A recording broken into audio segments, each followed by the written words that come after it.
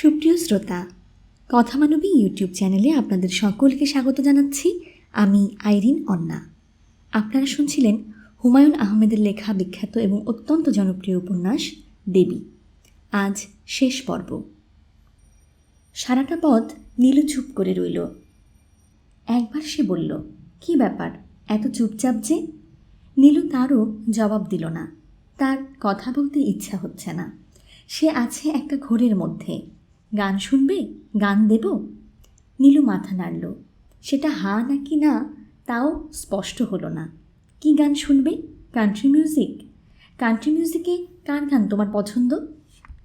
নীলু জবাব দিল না। আমার ফেভারিট হচ্ছে জন ডেনভার। জন ডেনভারের রকি মাউন্টেন হাই গানটা শুনেছ? না, খুব সুন্দর, অপূর্ব মেলোডি। সে ক্যাসেট টিপে দিতেই জন ডেনভারের অপূর্ব কণ্ঠ শোনা গেল। California Rocky Mountain high. কেমন লাগছে নীলু? ভালো, শুধু ভালো না, বেশ ভালো। সেও জন ডেনভারের সঙ্গে গুনগুন করতে লাগলো। নীলুর মনে হলো ওর গানের গলাও তো চমৎকার। একবার ইচ্ছে হলো জিজ্ঞেস করে গান জানেন কি না, কিন্তু সে কিছু জিজ্ঞেস করল না। তার কথা বলতে ইচ্ছে হচ্ছে না। গাড়ি কোন দিক দিয়ে কোথায় যাচ্ছে তাও সে লক্ষ্য করছে না। একবার শুধু ট্রাফিক সিগন্যালে গাড়ি অনেকক্ষণ দাঁড়িয়ে রইল। একজন ভিখিরি এসে ভিক্ষা চাইল। সে ধমকে উঠল কড়া গলায়। তারপর আবার গাড়ি চলল। নীলু ফিসফিস করে বলল, কটা বাজে? 7:35। তোমাকে 8টার আগেই পৌঁছে দেব। আপনার বাড়ি মনে হয় অনেক দূর। শহর থেকে একটু দূরে বাড়ি করেছি।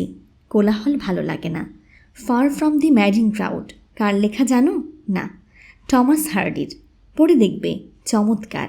অথচ ট্র্যাজেডি হচ্ছে টমাস হার্ডিকেই নোবেল পুরস্কার দেওয়া হয়নি। তুমি তার কোনো বই পড়েছ? না, পড়ে দেখবে, খুব রোম্যান্টিক ধরনের রাইটিং। গাড়ি ছুটে চলেছে মিরপুর রোড ধরে। হঠাৎ নীলু বলল, আমার ভালো লাগছে না। কি বললে? আমার ভালো লাগছে না, আমি বাসায় যাব। সে তাকালো নীলুর দিকে। একটা হাত বাড়িয়ে ক্যাসেটের ভলিউম বাড়িয়ে দিল। গাড়ির গতি কমল না। আমি বাসায় যাব। 8টার সময় আমি তোমাকে বাসায় পৌঁছে দেব। না, আজ আমি কোথাও যাব না। প্লিজ গাড়িটা থামান, আমি নেমে পড়ব। কেন? আমার ভালো লাগছে না, প্লিজ। সে তাকালো নীলুর দিকে। নীলু শিউরে উঠল। এ কেমন চাউনি, যেন মানুষ নয়, অন্য কিছু। প্লিজ গাড়িটা একটু থামান। কোনো রকম ঝামেলা না করে চুপচাপ বসে থাকো, কোনো রকম শব্দ করবে না। আপনি এরকম করে কথা বলছেন কেন? গাড়ির গতি ক্রমেই বেড়ে যাচ্ছে। ঝড়ের গতিতে পাশ দিয়ে দুটো ট্রাক গেল। লোকটি তার একটি হাত রাখল নীলুর উরুতে। নীলু শিউরে উঠে দরজার দিকে সরে গেল। লোকটি হাসল। এ কেমন হাসি? গাড়ি থামান, আমি চিৎকার করব। কেউ এখন তোমার চিৎকার শুনবে না। আপনি কি আমাকে ভয় দেখাচ্ছেন? আমি ভয় দেখাচ্ছি না। আমি আপনাকে বিশ্বাস করে গাড়িতে উঠেছি। আরও কিছুক্ষণ থাকুন, বেশিক্ষণ নয়, এসে পড়েছি বলে। কি করবেন আপনি? তেমন কিছু না। নীলু এক হাতে দরজা খুলতে চেষ্টা করল। লোকটি তাকিয়ে দেখল, কিন্তু বাধা দিল না। দরজা খোলা গেল না। নীলু প্রাণপণে বলতে চেষ্টা করল, আমাকে বাঁচাও, কিন্তু বলতে পারল না। প্রচুর ঘামতে লাগল। প্রচণ্ড তৃষ্ণা বোধ হলো। আনিস এলো রাত 8:30টায়। ঘর অন্ধকার, কারও কোনো সাড়া শব্দ নেই। রানু বাতিটাতে নিভিয়ে অন্ধকারে বসে আছে। জিতু মিয়া মশারি খাটিয়ে শুয়ে পড়েছে। রানু, কি হয়েছে? রানু ফোপাতে ফোপাতে বলল, তুমি এত দেরি করলে কেন? কি হয়েছে? নীলুর বড় বিপদ। আনিস কিছু বুঝতে পারল না। অবাক হয়ে তাকালো। রানু থেমে থেমে বলল, নীলুর খুব বিপদ। কিসের বিপদ? কি বলছো তুমি? রানুর কথা জড়িয়ে যাচ্ছে। সে গুছিয়ে কিছু বলতে পারছে না। রানু, তুমি শান্ত হয়ে বসো, তারপর ধীরে সুস্থে বলো, কি হয়েছে নীলুর? ও একজন খারাপ লোকের পাল্লায় পড়েছে। লোকটা ওকে মেরে ফেলবে। রানু ফোপাতে লাগলো। আনিস কিছুই বুঝতে পারল না। নীলুর বাবার সঙ্গে কিছুক্ষণ আগেই তার কথা হয়েছে। ভদ্রলোক জিজ্ঞেস করেছেন, কি এত দেরি যে? যার মেয়ের এত বড় বিপদ, সে এরকম স্বাভাবিক থাকবে কি করে?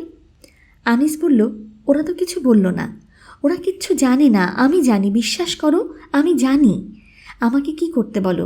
আমি বুঝতে পারছি না, আমি কিছু বুঝতে পারছি না। জিনিসটা কি তুমি স্বপ্নে দেখেছ? না, কিন্তু আমি দেখেছি। কি দেখেছ? আমি সেটা তোমাকে বলতে পারবো না। তুমি যদি চাও আমি নিচে গিয়ে ওদের বলতে পারি, কিন্তু ওরা বিশ্বাস করবে না। রানু চোখ বড় বড় করে তাকিয়ে রইল। ওর শরীর অল্প অল্প করে কাঁপছে। আনিস বলল, নাকি মিসির আলি সাহেবের কাছে যাবে? উনি কোনো একটা বুদ্ধি দিতে পারেন। যাবে?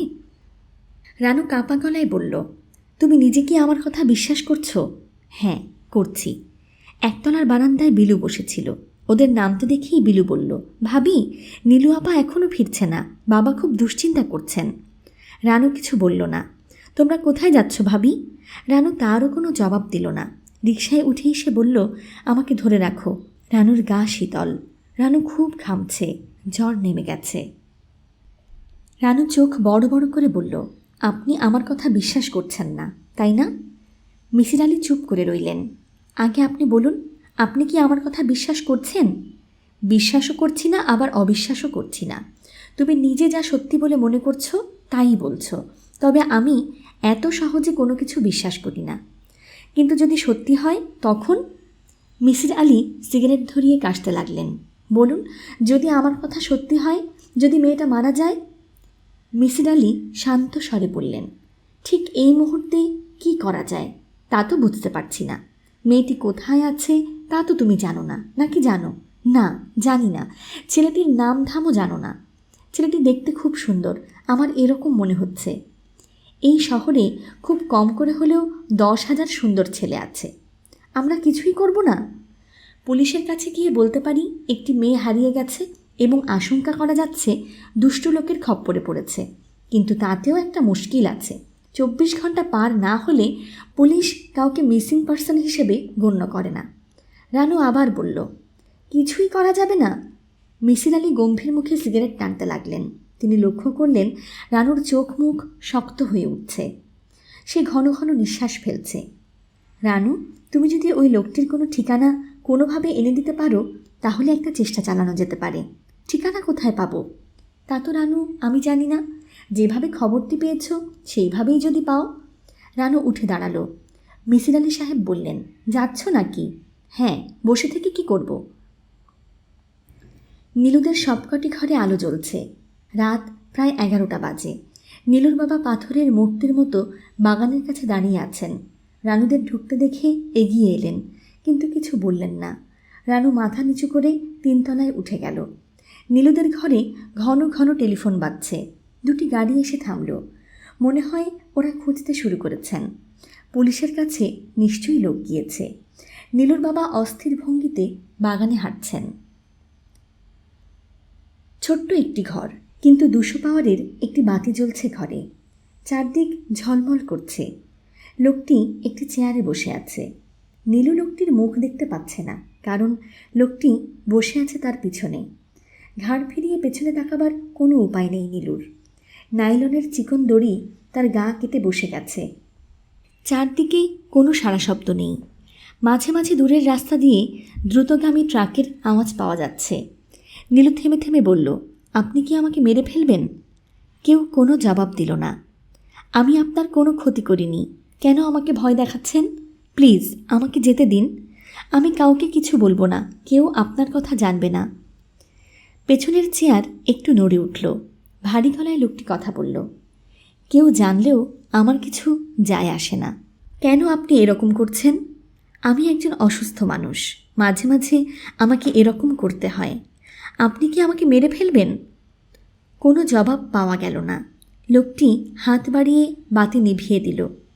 চারদিকে ঘন অন্ধকার। নীলু চাপা স্বরে ডাকল, মা, মা গো। চুপ করে থাকো, কথা বলবে না। কেন এরকম করছেন আপনি? আমি একজন অসুস্থ মানুষ।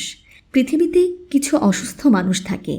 আপনি কি আমার মতো আরও অনেক মেয়েকে এইভাবে ফাঁদ পেতে এনেছেন? কোনো জবাব পাওয়া গেল না। লোকটি এগিয়ে এসে নীলুর গায়ে হাত রাখল।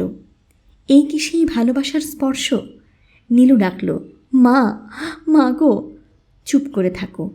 আপনি মানুষ না অন্য কিছু? বেশিরভাগ সময়ই আমি মানুষ থাকি, মাঝে মাঝে অন্যরকম হয়ে যাই। লোকটি শব্দ করে হাসল। কি কুৎসিত হাসি। ঘরে একটু বাতাস নেই, দম বন্ধ হয়ে আসছে। নীলু প্রাণপণে তার একটা হাত ছুটিয়ে আনতে চেষ্টা করছে। যতই চেষ্টা করছে দড়িগুলো ততই যেন কেটে কেটে বসে যাচ্ছে। কেন কেন আপনি এরকম করছেন? বলেছি তো নীলু, অনেকবার বললাম তোমাকে আমি অসুস্থ। কি করবেন আপনি? অন্যদের যা করেছি তাই করব। কি করেছেন অন্যদের? লোকটি হেসে উঠল। নীলু কাতর স্বরে বলল, আপনি দয়া করুন, আমি আপনার পায়ে পড়ি প্লিজ। আমি আপনার কথা কাউকে বলবো না।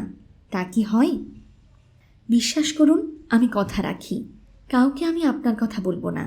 লোকটি ফিরে যাচ্ছে। নীলু কি বেঁচে যাবে? লোকটি কি তাকে ছেড়ে দেবে? নীলু গুছিয়ে চিন্তা করতে পারছে না। সব কেমন যেন জট পাকিয়ে যাচ্ছে।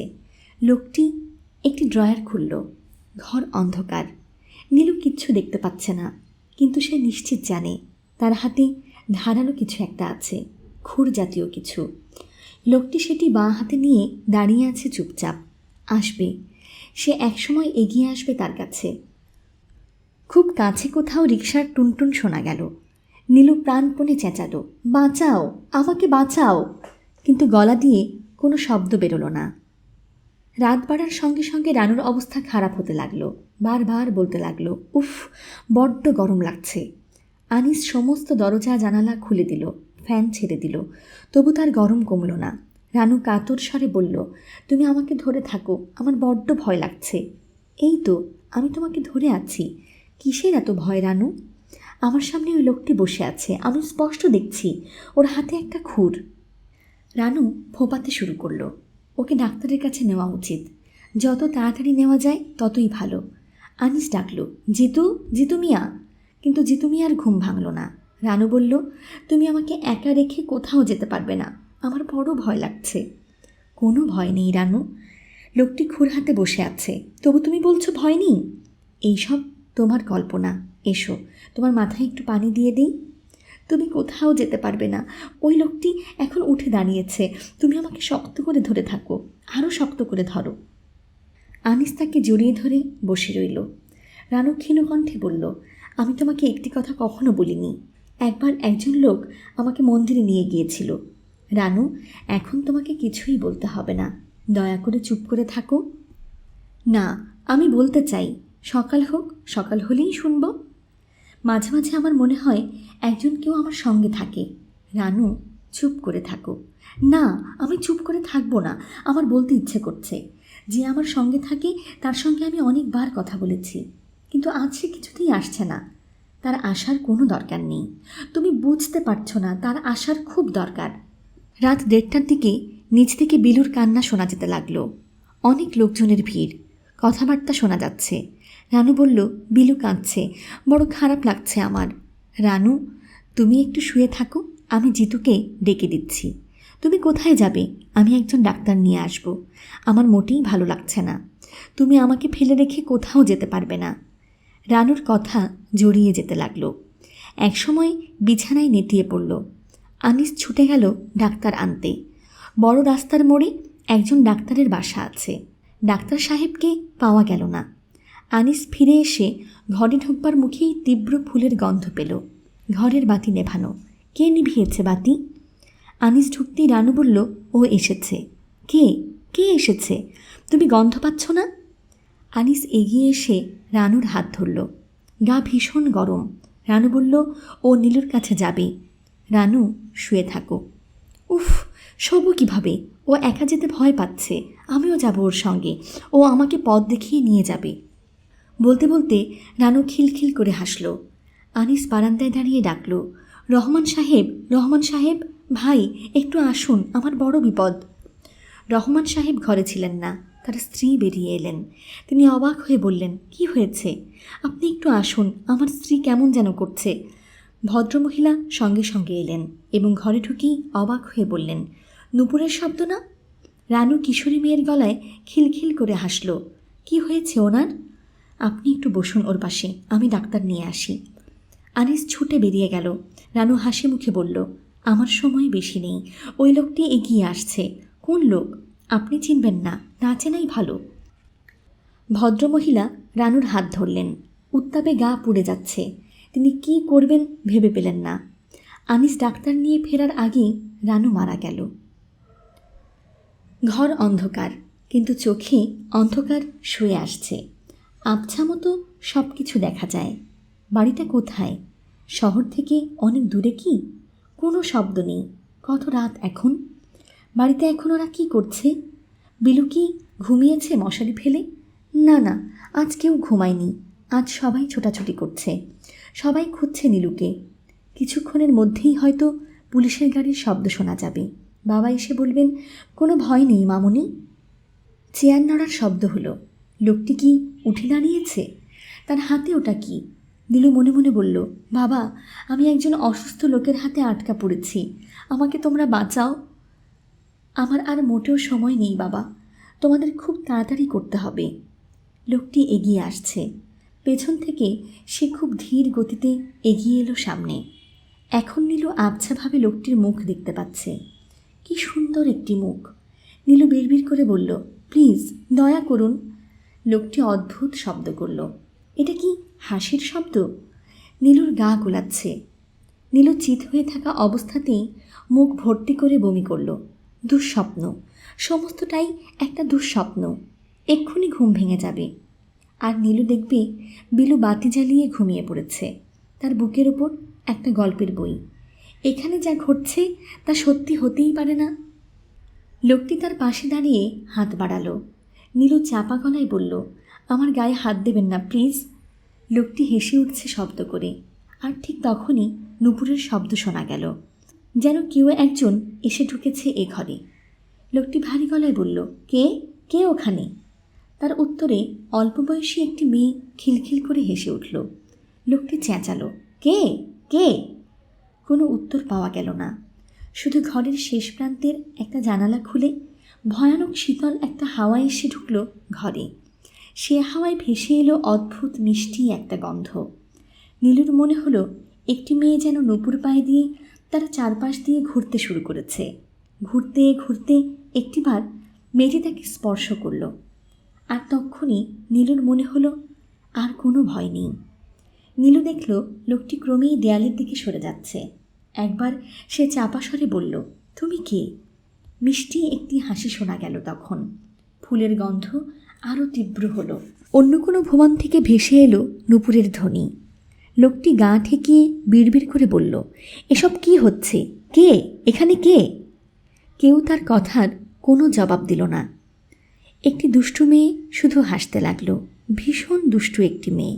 তার পায়ে নূপুর, তার গায়ে অপার্থিব এক ফুলের গন্ধ। মেয়েটি এবার দুই হাত বাড়িয়ে এগিয়ে যাচ্ছে লোকটির দিকে।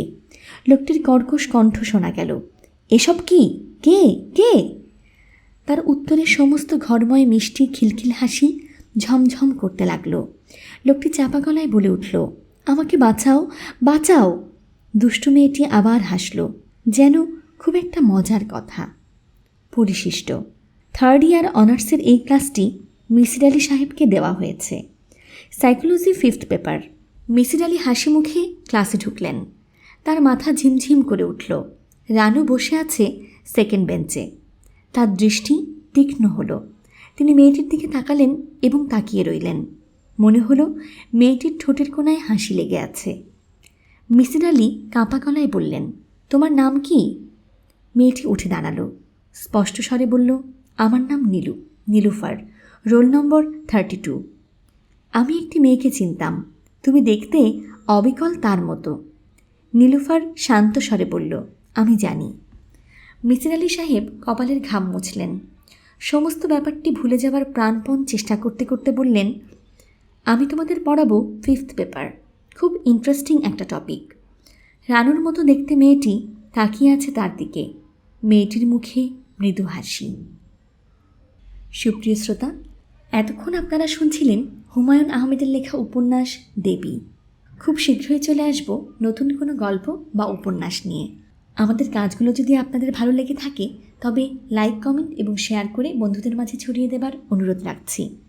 আর আমাদের প্রতিটি গল্প বা উপন্যাসের আপডেট পেতে কথামানবী ইউটিউব চ্যানেলটি সাবস্ক্রাইব করে পাশে থাকা বেল আইকনটি অন করে নিন। এতে করে নতুন কোনো ভিডিও আপলোড করবার সঙ্গে সঙ্গেই নোটিফিকেশান পৌঁছে যাবে আপনার কাছে। সকলে খুব ভালো থাকুন, সুস্থ থাকুন, আনন্দে থাকুন, নিরাপদে থাকুন। নিজের জন্যে বাঁচুন, নিজের আপন মানুষদের জন্যে বাঁচুন। অনেক অনেক শুভকামনা জানিয়ে আজকের মতো এখানেই বিদায় নিচ্ছি।